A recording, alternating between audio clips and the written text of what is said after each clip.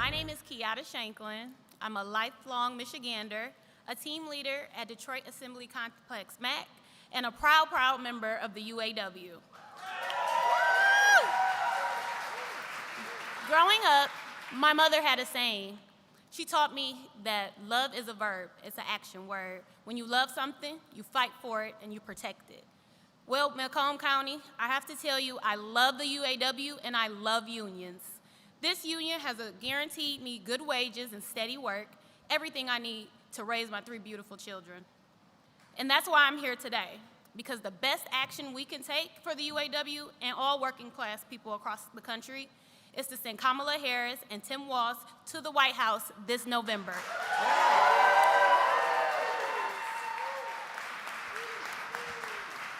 They are running in this race to help families like mine. They'll bring down costs, cut taxes for the middle class, and make it easier for people to buy a home. And they'll keep investing in the auto industry and creating more union jobs, just like Kamala Harris has done as vice president. But Donald Trump isn't thinking about families like mine. He's a billionaire and a scab who has no respect for workers or the auto industry. During his first term, factories closed down and Michigan auto jobs were shipped overseas. He tried to undermine unions and make it harder to organize. His Project 2025 agenda for a second term would be so much worse. If he wins, Trump will sell out workers again, giving another tax cut to the richest people in America on the backs of working families. And he will ban labor unions, gut overtime protections, and opt out of minimum wage. If he gets reelected, his economic plan will raise costs for the middle class $4,000 a year. That's not what I want for my union members, and it's not the world I want for my children. So for the next 26 days, I'll be fighting for Kamala Harris and Tim Walz, and I hope you do the same.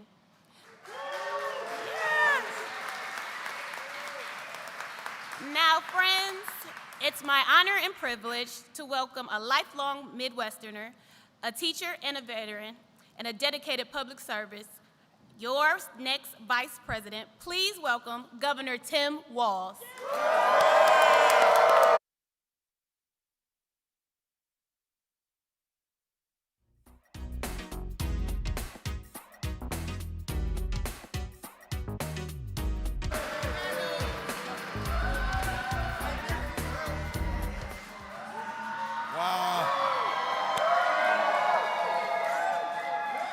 Good morning, Macomb.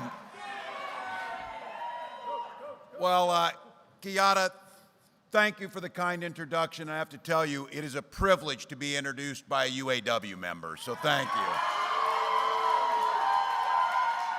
Few thank yous. Incredible Mayor Lori Stone, thank you. Thanks for the warm invitation. Congresswoman Haley Stevens, again, thank you. We know how important it is to have friends.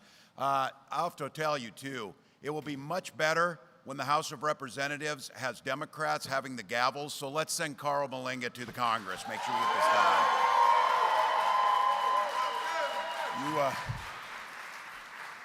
And again, the privilege, I had the chance to serve with your incredible senator. Debbie Stabenow is the epitome of what a public servant looks like. Thank you, Senator Stabenow. And once again, she needs more company. You need to send and have Senator Slotkin as be our next senator. Make sure that gets done. And this is one I know you all know it, but I'm bringing this from the rest of the country that knows it too. You have got a hell of a governor in Gretchen Whitmer, so she knows it.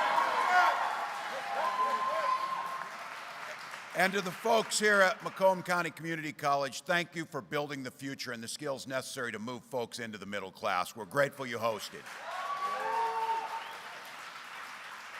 Before we get started, I just wanted to say, I know you're all thinking about it too. Our heart's going out to those communities across the Southeast that have been devastated by Helene and then Milton. Vice President Harris, President Biden, watching developments closely, working with states, local governments, and the governors. She'll stand with the people of the region every step of the way until this recovery and rebuilding is done from these storms, because that's what Americans do at a time of crisis. So thank you. All right. You might know I'm from Minnesota, but I say this with a pure and true heart on this. How great is it to see the Tigers playing baseball in October? So, it's a Central. It's a Central, but look, just one more reason Detroit's a great city, so that's what we know. So. All right, but here's the deal. From the Iron Range to Motor City, our states are united by the spirit of creation. The dignity and pride of working people stretches across this country, and that's exactly what I'm here to talk about today. Kamala Harris and I have a plan to build American industrial strength, powered by American workers. And I promise you this, when Vice President Harris and I are elected, we'll have your backs, just like you've had our backs every step of the way. Look, this is a defining arc of the America's economic story. People came here to Michigan from across the nation and across the world for a shot at a better future for their families. And in the process, they built the engine that built this country. Vice President Harris understands that. She grew up in a middle-class family, understands that manufacturing jobs are a ticket to the middle class, and they don't require a higher degree many times, and they don't require student debt. Under her leadership, we're winning the race to make sure everything made in America. Kamala Harris has helped spur this resurgence of American manufacturing, especially here in Michigan. As Vice President, she invested in working people. And today, there are more factories getting built, more auto and construction jobs, and more American energy being produced than any day when Donald Trump was president.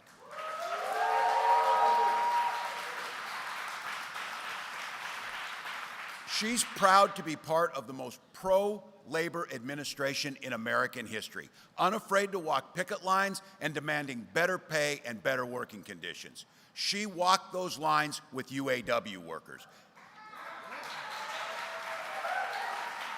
And she fought side by side to save those pensions for over 1 million union members. Because you see it and you know she knows it. She understands that unions and working people are the backbone of this country.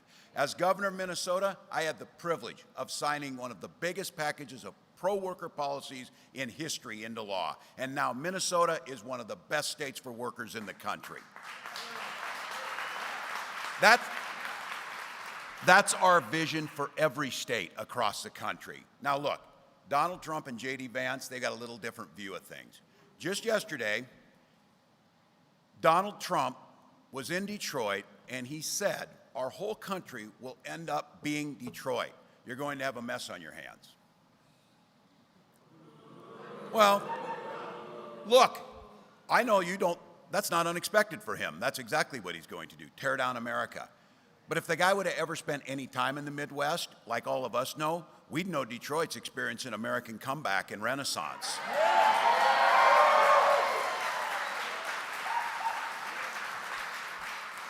Look, I'm a Twins fan, and you whipped our ass. We know where this is. Detroit's there, so we know. City's growing, crime's down, factories are opening up. But those guys, all they know about manufacturing is manufacturing bullshit every time they show up. Every time they show up. Look, this guy has spent his life, Trump has spent his life talking a big game, but he has been an absolute disaster for working people. One of the biggest losers of manufacturing jobs of any American president in history. Under Donald Trump, we saw 280,000 Michigan jobs gone. 30,000 of those manufacturing jobs gone. Nearly 9,000 auto industry jobs gone. Trump's presidency was an endless string of broken promises. He actually came here to Warren when he first ran, and he promised you, under a Trump presidency, you won't lose a single plant. Technically, it wasn't a lie, because he lost 6 of them, not 1. So, as they fact-checked me, I got it right. They lost 6 of them. Look, he lost the GM transmission plant down the road. I'm not telling you anything you don't already know. He promised to fight for union workers, repeatedly turned his back on them. He even encouraged automakers to move manufacturing out of Michigan and go to anti-union states so they could pay their workers less. There's the reason that the UAW members endorsed Kamala Harris, and your president and many of your members called him exactly what he was, a scab. All right, we all get it. Americans worry about it. He promised you he would stop the offshoring of jobs, but he cut taxes for corporations that during his presidency shipped 200,000 jobs overseas. He awarded $425 billion in federal contracts to companies that were offshoring those jobs. So some of you, this is spinning right now, you're thinking. So he gave your tax dollars to companies who sent your jobs abroad. That's Donald Trump.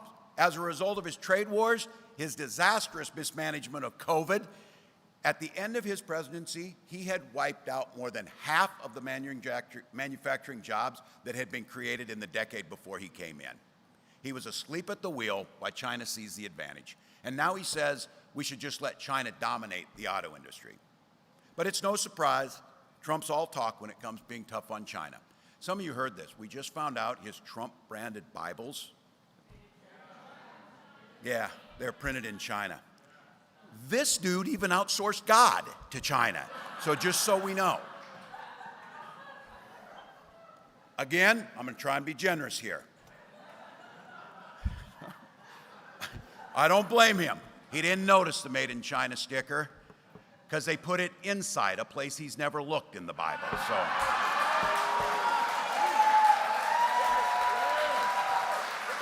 Look, while Trump was abandoning American manufacturers, Vice President Harris was there overseeing the creation of over 400,000 jobs right here in Michigan.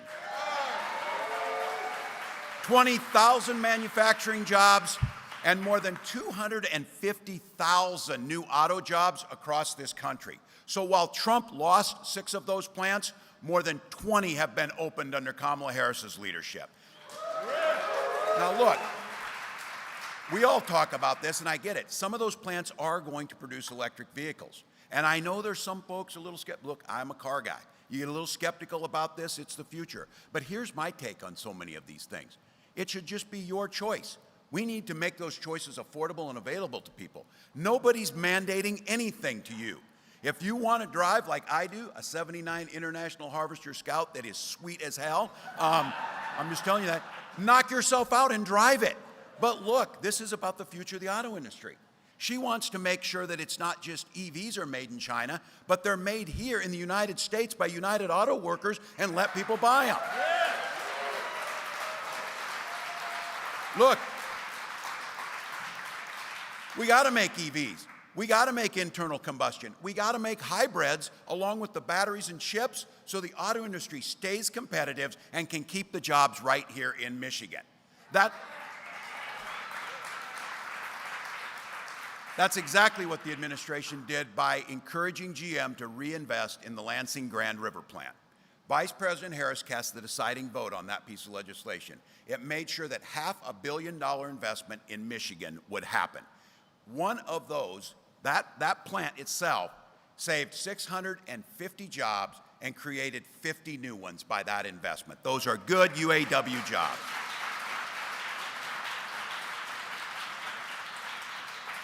But Donald Trump and J.D. Vance can't be satisfied with that. J.D. Vance said if he and Trump were elected, they would maybe cancel those grants, shutting that plant down.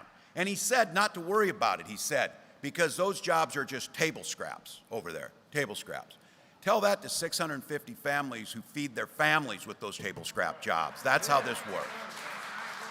Look, we got to talk to our neighbors. These guys couldn't give a damn about Michigan workers. They care about their billionaire friends like Elon Musk. Now, look, this is the guy. This is the guy. Remember they caught him on tape, Elon Musk and Donald Trump talking? They were laughing about the idea of firing striking workers. You go in there and fire them before they can go on strike. Meanwhile, Musk is building his new auto plant. Not in Michigan, in Mexico. Going to build it in Mexico. And he rolled out, going to get his parts, red carpet, from China. So this is the guy that wants to be our economic czar for the country, the guy who wants to fire workers and bust unions, a guy who wants to take auto manufacturing to Mexico and source it with Chinese-made parts. You talk to your neighbors and friends and tell me if anybody in Michigan thinks that's a good idea, because it sure the hell isn't a good idea. Look, But it's not enough. You go out and talk to them. You talk to folks. We'll tell them who they are. Tell them who Donald Trump is. Tell them these policies. But we got to give them something to vote for. We got to tell them what we stand for and what we want to vote for. So here, let me tell you exactly what Vice President Harris and I will do. We're going to create an American forward strategy for manufacturing, one that builds on the historic investments, bipartisan infrastructure law, CHIPS Act, Science Act, Inflation Reduction Act, creating all kinds of new opportunities, ones that empowers American workers, revitalizes manufacturing communities, leads us into an industries of the future, and keep out-innovating and out-competing the rest of the world. We never fear the future. You build the future, and this gives us the opportunity to do it.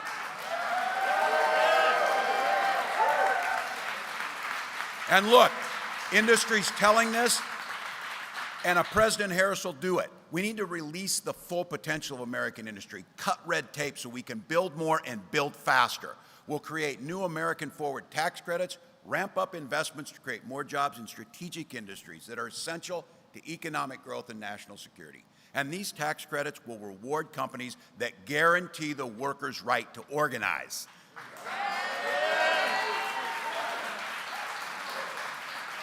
Pretty frustrating to see your tax dollars go to companies that bust unions instead of giving them to that. We'll make sure they go to companies that encourage you to unionize and work together to grow America. And many in this room know, and I see this as a teacher and as a father of a young son, looking at it and encouraging him to get into the trades. Eliminating unnecessary degree requirements, increasing skill development for over 500,000 federal jobs. Because Kamala and I believe, like all of you do, is if you have the skills to do the job, you should damn sure be able to get the job, whether you have a degree or not. So look, setting a goal of doubling the number of apprenticeships and other training opportunities that lead straight into good-paying union jobs by the end of the first term is the goal to get done.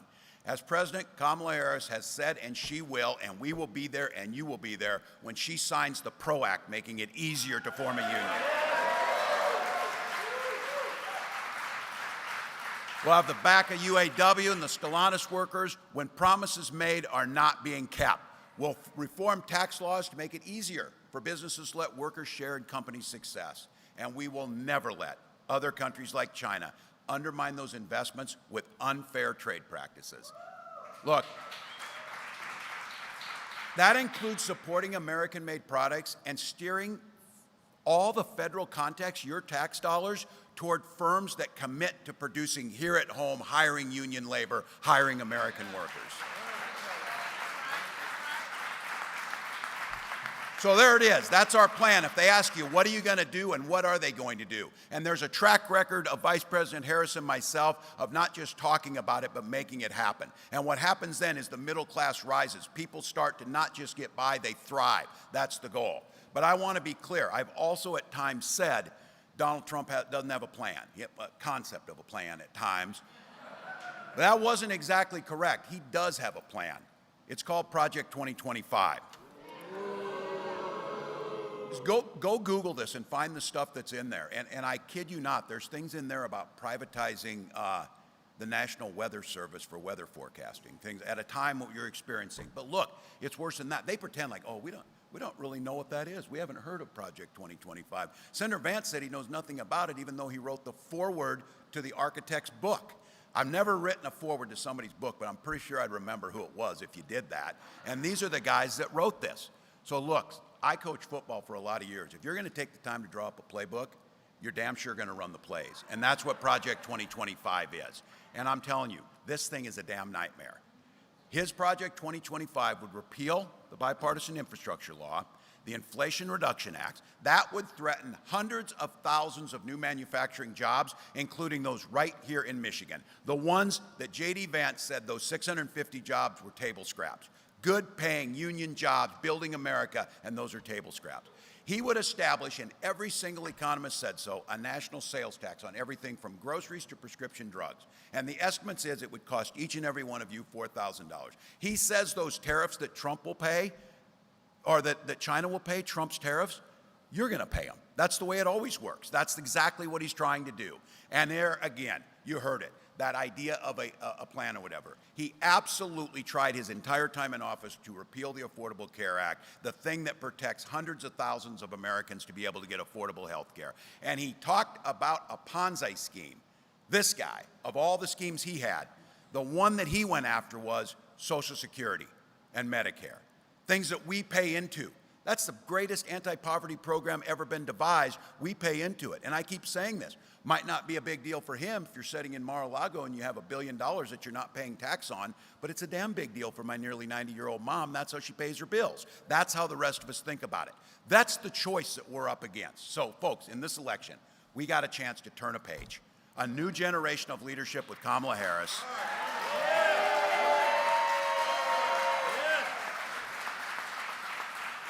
A new way forward from the chaos and the nonsense and the ridiculousness of Donald Trump.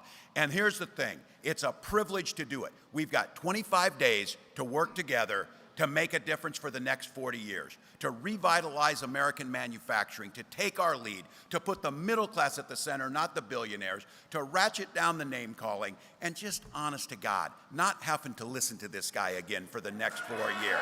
So, look, I'm talking to a group of folks who know how to work and know what a hard day's work look like. So I know we're asking a lot, but we got 25 days. This is all gas, no brakes, sleep when you're dead type of attitude. I've been saying that, and someone came up to me and said, man, you're taking this way too serious there, Governor. You look like hell, man. We're working on this. Well, I'll look like hell for 25 days if it means putting Kamala Harris in the White House, Americans at the forefront of this. So you know, she says it, you've done it, you've been on the picket lines, you helped build America on this, you know better than anybody on this. When we fight together, we win. When we vote, we win. When we fight, we win. Thank you, let's get this done.